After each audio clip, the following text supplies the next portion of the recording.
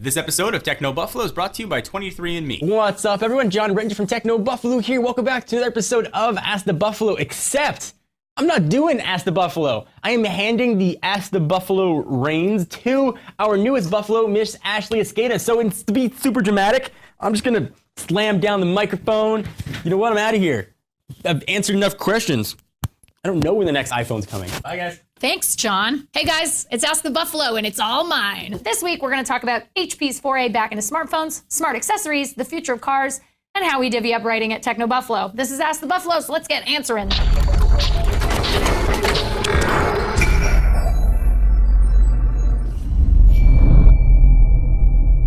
Our first question is from TechnoBuffalo commenter Banned from Japan, who asks, hey John, not John, do you think HP will have a chance in the OS wars if they truly are coming back in the game? Well, that is an interesting question because I have a lot of latent rage at HP for killing my beloved WebOS. I loved the Palm Pre. I stood in line when it came out at a Best Buy. I was fourth in line. I think that HP is going to have a very difficult time with a couple of different things.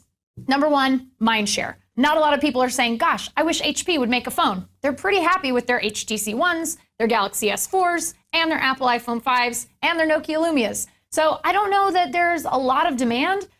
So I'm not sure if they have a chance, not because they couldn't make an okay piece of hardware, even though I think most OEMs would do a little bit better. I don't think they're going to be innovating to the point where it's going to bring people in droves. And at that point, really, if you can't bring people in droves, what are you really doing? If somebody like Microsoft is having a difficult time bringing people to Windows Phone 8, HP is going to have a tough time bringing people to the hardware side on smartphones from them. So I just don't know. Next up, Twitter user iOS Daily Matt wants to know, are smartwatches and smart glasses even necessary? Have we gotten that lazy? We haven't gotten so lazy that we're eating cupcakes in a cup like in WALL-E and being shuttled around via hovering lazy boys, but we definitely are kind of lazy. But I do think that there is some inherent value to smart accessories like glasses, Google Glass, and smartwatches like Pebble, and even a future iWatch if that does happen. One of the things that I have found is when I personally have my phone in my back pocket, I feel that a lot of times I'm always checking the time for no reason.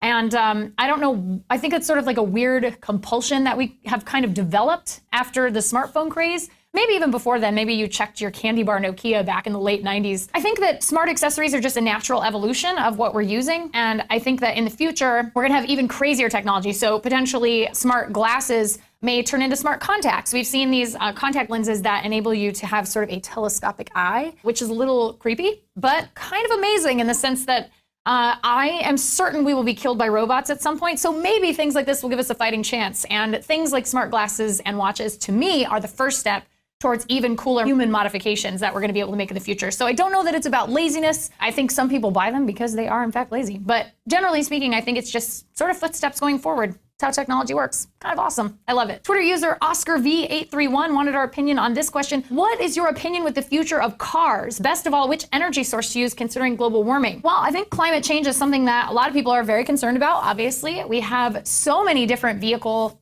options available to us. We have battery-powered cars, hydrogen-powered cars, gas-powered cars. I definitely think that at some point we're gonna have to get away from fossil fuel just because it's really hard to make over time and we're gonna kind of run out at some point, especially with people like China really coming up in terms of industrialized society and building things and factories. So I'm gonna say I really like, as a concept, the idea of either a self-driving car that is hydrogen-powered. I think that we can find some breakthrough in hydrogen technology. I'm sure some of you would disagree with me on that. But I do think that it is a good way to run a car just because zero emissions. And we've all seen those videos where they run a hydrogen car and then they like have clean water come out of the tailpipe. Generally speaking, I'm not sure if we've seen the change in car technology that is going to move society as a whole, first world society as a whole, away from fossil fuels and gas-powered cars. We've seen some really amazing battery technology starting to kind of come up. It's going to take a little longer, but overall, I think we are on the right track, but better battery technology, number one, better use of hydrogen technology, number two. I think those are the really big, important things to focus on. And lastly, TechnoBuffalo commenter, the courageous Carlos asks, hey there, my question is, how do writers for TechnoBuffalo divide the news to write articles about?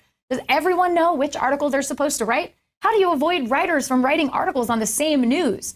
Well, we can all see what everyone else is kind of working on, but generally speaking, Thunderdome. Real quick before we wrap this up, wanted to take a second to thank our sponsors, 23andMe. I love science, and more specifically DNA, our individual biological fingerprint. So back in 2007, 23andMe released their personal genome service. It cost $1,000, which is pretty pricey for a lot of us out there. And they only offered 14 reports on your DNA. But as all of the best technology does over time, it has gotten way more affordable. How much more affordable, you ask? How's $99 sound? That's right. $99 gets you a full personal genome analysis. And it's not just 14 reports anymore. It's over 200 reports. Yeah, that's right. You might find out why you're sensitive to cilantro, or you could discover famous ancestors.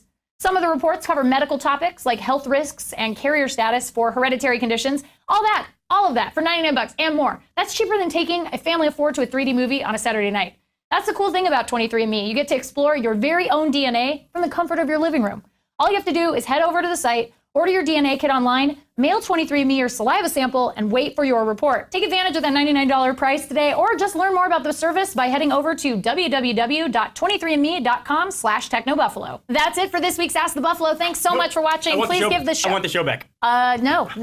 Your fault for sitting in a wheelchair. Okay. Get out of here. So that's it for this week's Ask the Buffalo. Thank you so much for watching. Please give the show a thumbs up. We really appreciate that. And check us out at technobuffalo.com for all the latest and greatest tech news. Until next week, I'm John Rettinger. You're not Ashley.